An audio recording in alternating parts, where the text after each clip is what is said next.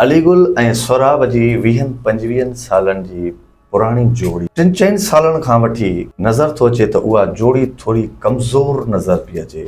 अलीगुल मलाह नजफ़ अली जे पॉडकास्ट में शिकवा कयो गामो ऐं सोराब तव्हां ॿिन्हिनि जे नालो खणी हुन चयो त अकेलो थी वियो हुयुसि, सोराब मूंखे छॾे हलियो वियो हुयो ऐं गामो सां गॾु कमु कंदो हुयो। मूंखे प्रोग्राम्स मिलण लॻा त उहो उन पॉडकास्ट में न इहो ज़िक्र कया त मूंखां उहे खसराए करे ऐं हू पाण खणण लॻा। ऐं मां वरी फ़ोन ते जॾहिं पुछियोमांनि त यार तव्हां हीअं छो कयो आहे, माना मुंहिंजी रोज़ी ते बि तव्हां लत था ॾियो।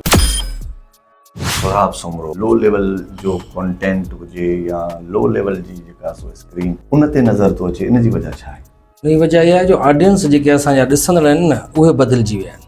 ऐं मां इन ॻाल्हि सां बि डिसएग्री थो कयां जेका तव्हां कई त हाणे माण्हुनि जो मिज़ाज बदिलजी ॾिसण वारा बदिलजी व्यूज़ जे चकर में छो था पओ त तव्हां पर थोरे तादाद में ॾिसनि। तव्हांजो हिकिड़ी ॿी ॻाल्हि ते बि मूंखे एतिराज़ हुयो त भुजो जेसिताईं नथा ॾियूं त तेसिताईं माण्हू नथा ॾिसनि। मां नथो ॾियां, गामू नथो ॾे जेसिताईं, उनखे चवंदा आहिनि। चवण जो मतिलबु आहे हुन में माण्हू कमेंट्स में लिखंदा आहिनि यार भुजो न मज़ो न आहे, पर जेके असां सुठियूं ॻाल्हियूं था कयूं उहे ॿार छो नथा एडॉप्ट कनि।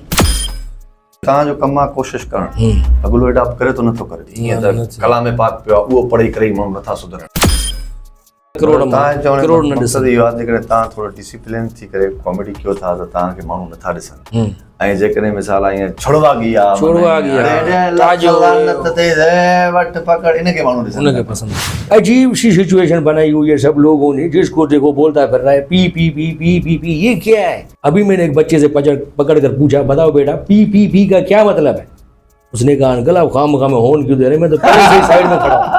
देखें जी मेरे साथ जो है वो बड़ा जुल्म हुआ है। मेरे साथ शुरू से तारीख गवाह है कि मैं जितनी भी बार जीता हूं तो मेरे साथ रैगिंग की गई है। देखो इधर मेरे पास सुनो ये क्या है?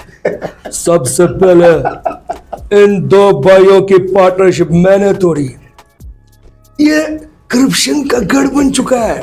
सब खां पहिरां जीअं असां उन्हनि जे घर पहुतासीं हू चांहि में पापो ॿोड़े खाई रहिया हुआ।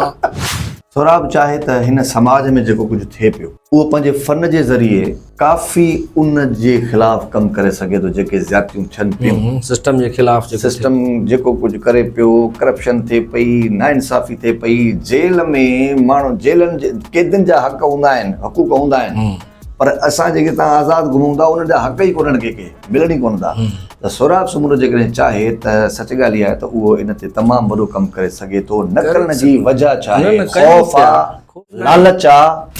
रफ्तार जैसे मौजे सबा,